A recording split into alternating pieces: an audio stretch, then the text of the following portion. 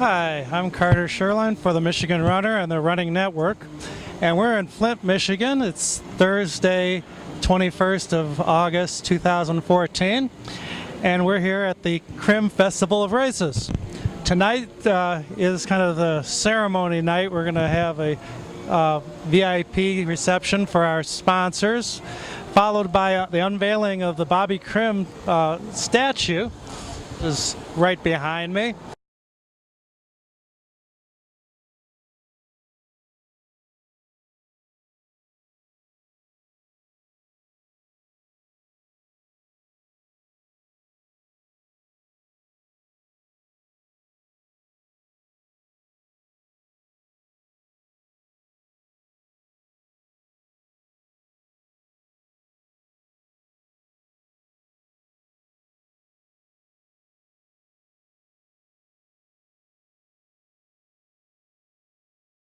I really am pleased and honored to be asked to do this. I'm not a good speaker. I tried to sell my speech to Bobby over there, but because he is a good speaker.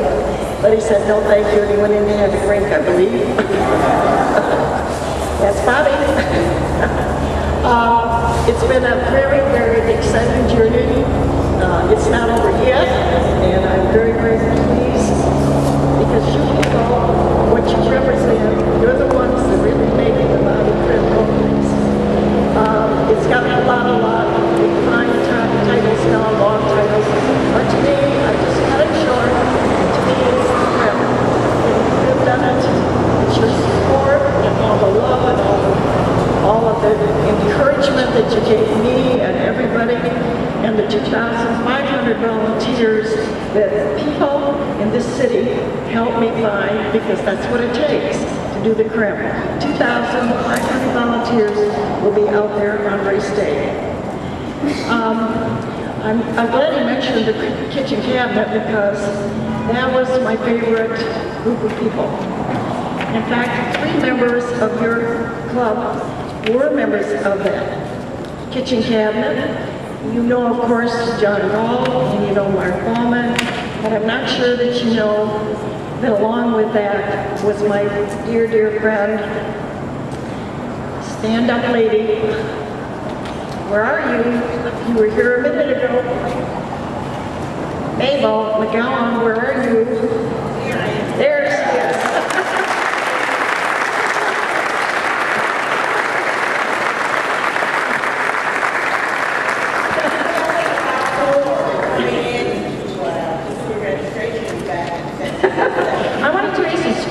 About Mabel, just a little bit of stories, because we got to be a very close-knit group.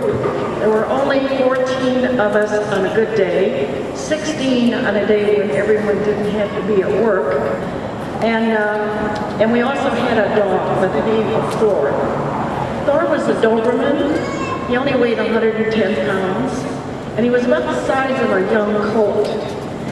And he was the leader of my home. He took care of my kids.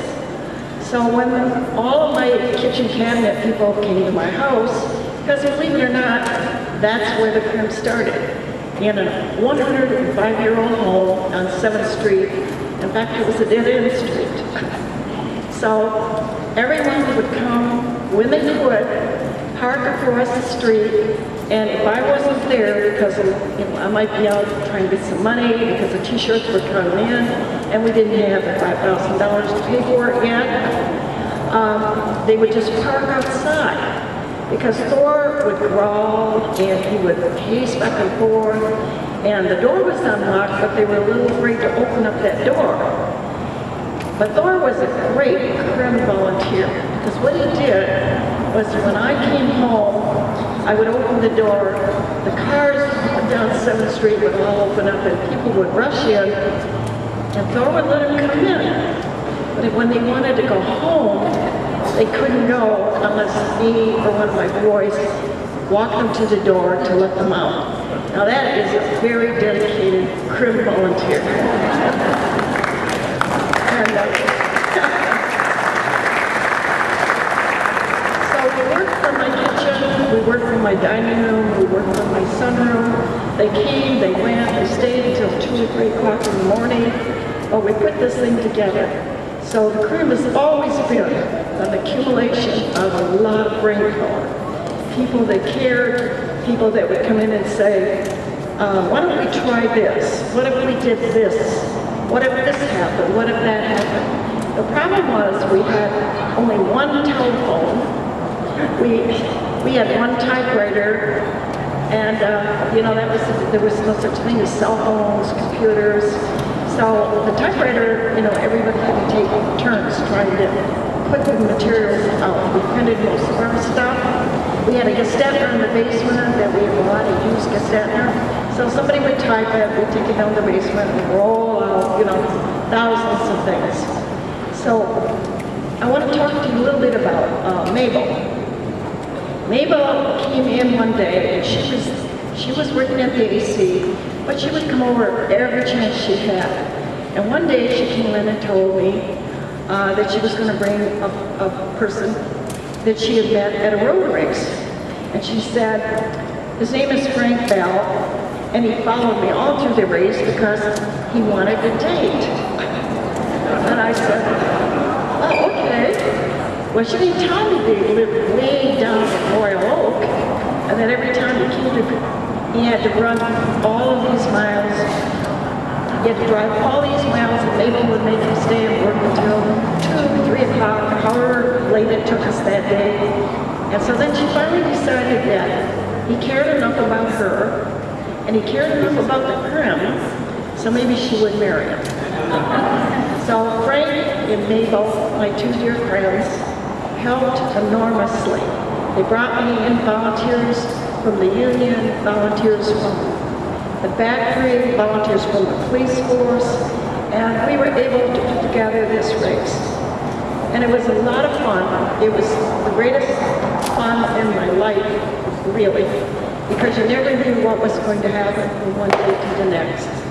So if you ever want to have any event, set 14 or 15 people together in the kitchen, have a lot of coffee, make sure there's a lot of sandwiches, and get going, because that's what we did. Now, John asked me to tell you about some of the world-class athletes that we brought in, and I will do that. Bobby, in year number 2, decided that maybe, just maybe, we should get Boston Billy Rogers. Of course, he was the biggest runner in the world. Everybody knew him. And I said, well, I don't know how to do that. I don't know how do I do this? He said, get on a plane, go to Boston, and talk to him. Well, I did do that. But when I got here, I had to take a subway, a bus, and a streetcar. And then I finally arrived at the Billy Rogers Running Center. I walked in, and 2 beautiful young women came up and tried to sell me a pair of running shoes. And then I found out later that it was Joan Benoit and Patty Catalana. What did I know? I just knew I really wasn't interested. I really wanted to talk to Bill Rogers. Well, Bill was out running with some of his friends. So 2 hours later, he came in. He was just a little guy. He was very little, and he had blue eyes, and he was very energetic. And I told him who I was, and I told him that we had started this road race, and we were in his 2nd year, and we really needed him because we were doing this event, and it was a big event for the city of Flint, and we really could use his help. Well, Bobby had told me that telling will give him a little bit of appearance money if he comes. So I told him this, and he looked at me, and then he told me how much he normally got from the New York Marathon, the Boston Marathon. And I said, well, we can do that. I said, this is an event for Special Olympics.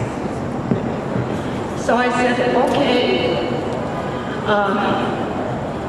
can you just help us out? Can you get us another runner? He said, no. He said, if this is for Special Olympics, he said, I'll come in. He said, but you have to promise me that you'll open up the race to wheelers. Well, what did I care? I didn't know anything about racing wheelchairs, and they didn't have racing wheelchairs. They were the authentic wheelchairs. So I came back, I promised him this because he had a friend named Bob that did this, and he wasn't allowed to race in, a lot of the TAC sanctioned races. So I told him yes, that he could bring Bill, and Bob. The two of them could come together. So when the plane landed, there was no Wheeler because he was ill that week, and he was not able to do this. So Bill came in, he ran the race. He didn't win because John Galt brought Steve Kenyon over from England. In fact, Bill Rogers told me, he said, Lois, I've been to the race 3 or 4 times and I've never won it yet. And I think that's a first for Bill Rogers because he's conquered almost every course in the country. The next year, I decided that maybe I better go back to that running store and get that Joni Benoit. She looked really good to me. So she came in and she raced for us 3 different times. She won the races. She set a national record on our course. And she was another little tiny thing. I think you met her a couple of years ago when she came in here. And she was a woman who won the first Olympic gold medal for women's marathons. The first year that the Olympics ever allowed women to run in the marathon. And so we were pretty excited about this because Joan was like a friend again. So we called her and we sent her a bouquet of flowers to the village, the Olympic Village, and she got her flowers. And we didn't think very much about it. The next day she was going to run. That night late she called and we were sitting around on the floor in my house talking and drinking a glass of bottle of wine. And she said, listen, I need to tell you, I'm not going to stop at any of the water stations. Don't be alarmed. I have drank gallons and gallons of water today. I'm slushing. And I'm not going to stop. I'm going to set my pace and I'm going to run it. Well, the next day everybody was sitting on my floor again, we're watching television. Joni's running by one water station after another and we're saying, stop, get a drink, please get some water. But she didn't. She set that little game face of hers, pulled her baseball cap down a little bit and ran her pace from the beginning through the whole 26.2 miles. And it was the most amazing sight we ever saw. So these are the kind of people that we were bringing in. When I brought Bill in, he was friendly to everybody on the course. He talked to everybody and anybody, and he still does that today. So, and I wanted to talk to you about the one time that I decided we were going to bring a runner in from behind the Iron Curtain. Now I don't know where we got that dumb idea, to tell you the truth. Well, we picked our runner that we were interested in, and we started making these long distance calls. Well, none of us spoke Russian, so we had to go over to the International Institute, and they almost had to be on 24-hour duty because the Russian government was calling repeatedly and asking really strange questions. I didn't speak a word Russian, they didn't speak English, but we did get a runner. She came in, a little girl named Albie. She came in and she captured the heart of this city, and she loved Flint, Michigan. She said she never saw spectators on the course like that. She never saw so many people being supportive of her. And so after the Crim race that day, we were so exhausted, and everybody returned to the Hyatt across the street. And I got a phone call from the 3 people that the Russians had sent in. One was their coach, which was perfectly legitimate, and 2 trainers, who we found out later were members of the KGB, to make sure that she got on that plane and went back to Russia. They called me and said that they had called the airport, canceled the airline that we had for her the next day, and that they were taking her out at midnight. So I called some of the Crim people. They were exhausted, they were in bed, they really didn't want to hear from me again.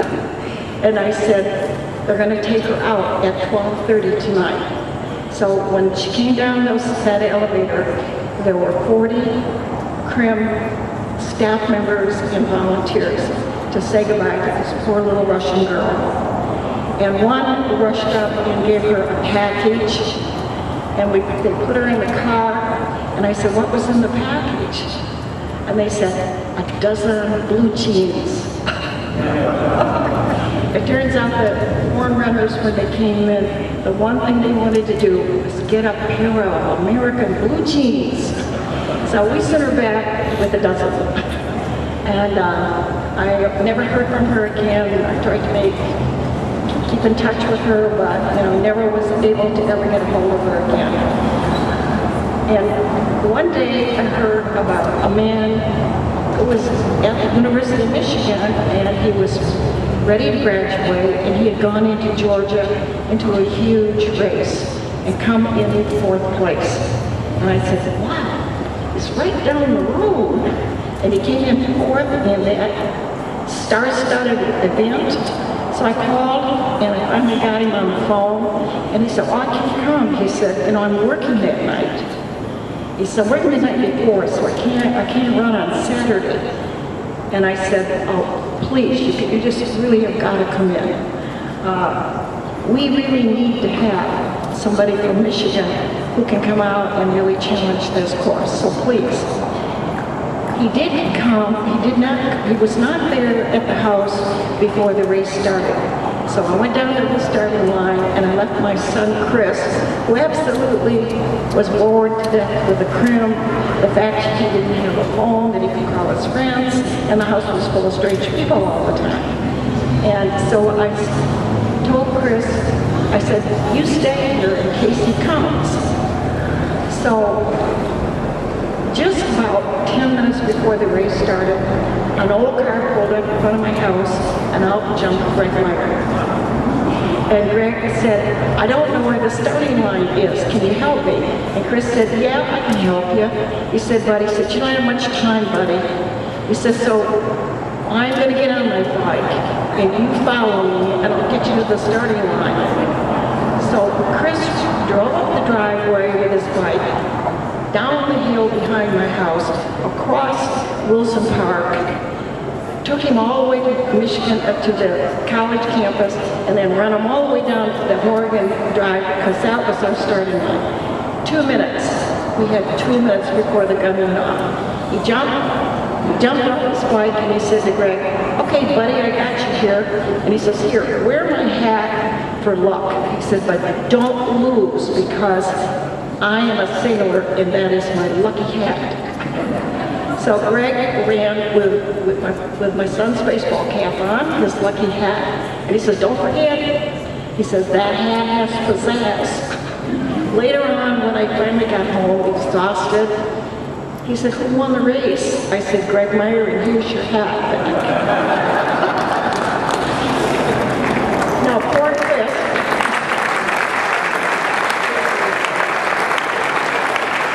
So I don't know if Greg Meyer knows it, but Chris really owns him.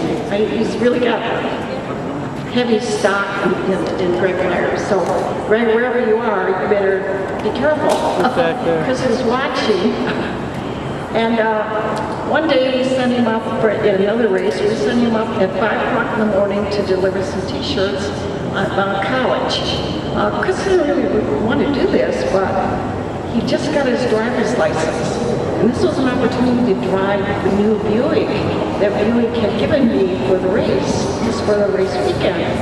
So he got in, and he went up there. A couple minutes later, I got a phone call, and Chris said, well, I'm up here, Mom, and I left the T-shirts outside the door of the stadium, and he says,